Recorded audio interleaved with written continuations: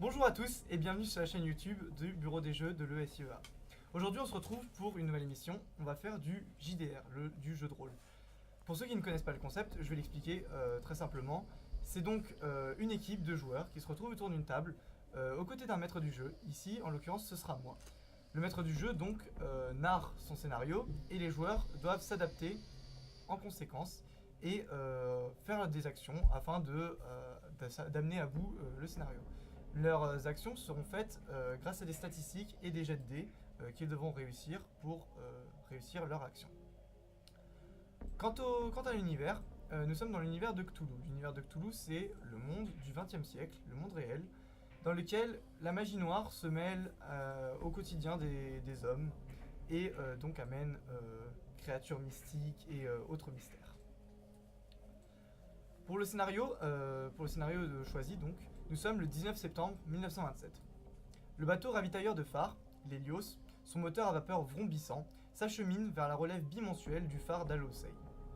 Il vient d'apprendre, de navire marchand, que la lumière est éteinte depuis plusieurs nuits consécutives.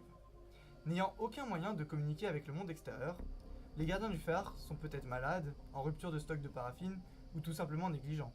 La lampe est peut-être en panne. Quelle que soit la raison, l'absence de lumière est un motif d'inquiétude dans les eaux traîtresses de l'Atlantique Nord. Qu'aucun navire ne se soit échoué est déjà un miracle.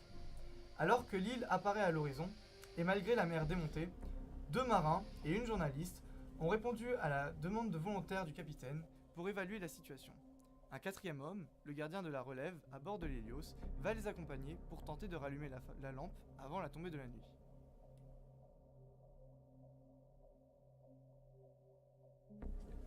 Nous allons donc dès à présent faire un tour de table pour vous présenter les joueurs qui m'accompagneront durant ce scénario.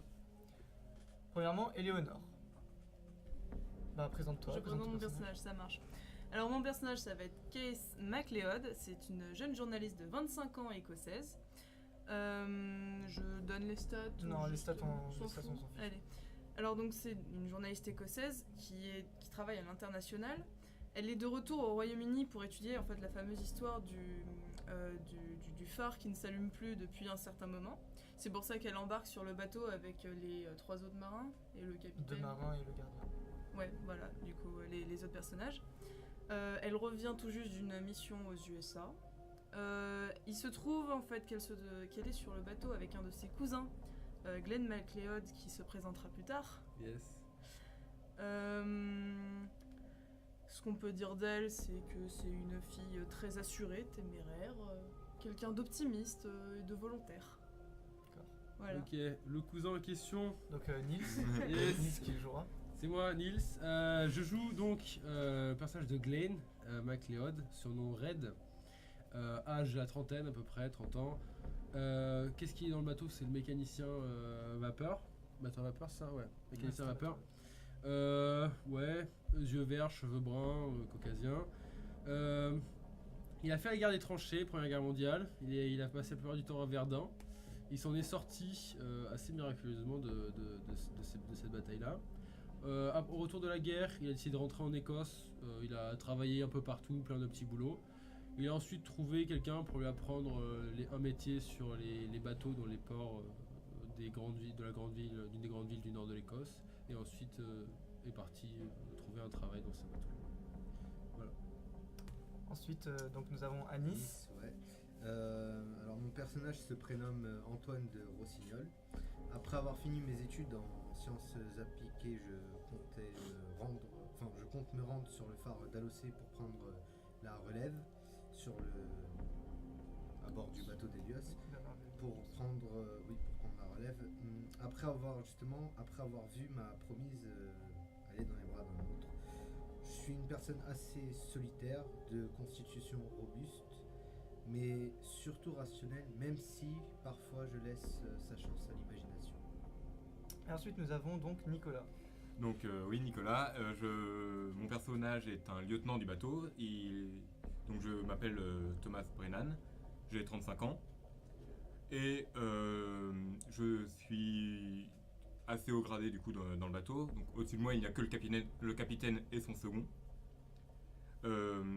Et pour le background, du coup, je suis veuf. Ma femme est morte de maladie 7 ans après mon mariage. Et j'ai une fille qui, du coup, comme je suis marin, est très souvent gardée chez ses grands-parents. Et voilà. À part que je suis assez malchanceux parce que la preuve, mon aimée est morte. Ben, je n'ai pas grand-chose d'autre à dire. T'as quel âge? J'ai pas 35 ans. 35 ans, ok. Ouais. Là, vous avez. Si, Si, 30 si, ans et ouais. 25 ans. Bah, moi, c'est 21 ans.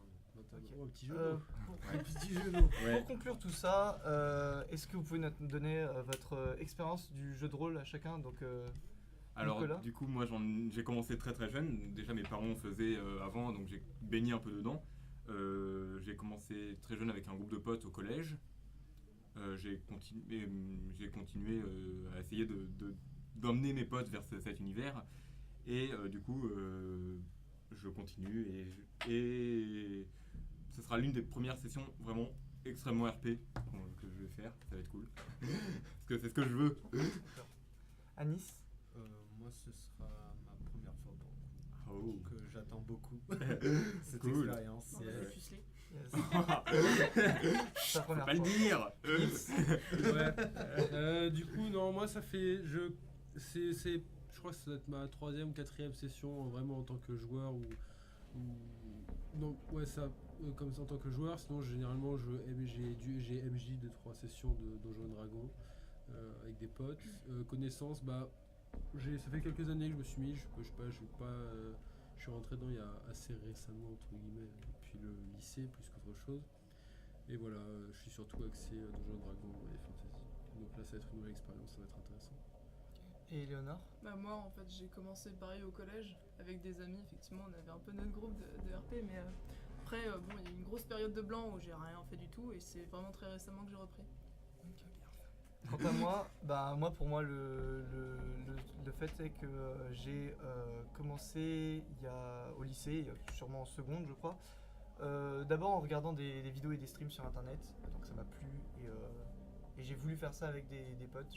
J'avais pas beaucoup de possibilités au lycée, donc on faisait des petits JDR à deux en cours de maths sur la calculatrice avec un random. Bien sûr, Ah, ça. yes. Bien sûr, ça. Et donc ouais, on faisait des petits scénarios improvisés comme ça. Donc moi ça m'a beaucoup plu et ça sera, vu que j'ai déjà fait MJ à la Highland, ça sera officiellement la 2e fois où je fais vraiment MJ. Donc je suis plutôt amateur en la matière, mais là on a un scénario plutôt solide donc, qui nous vient directement de Q.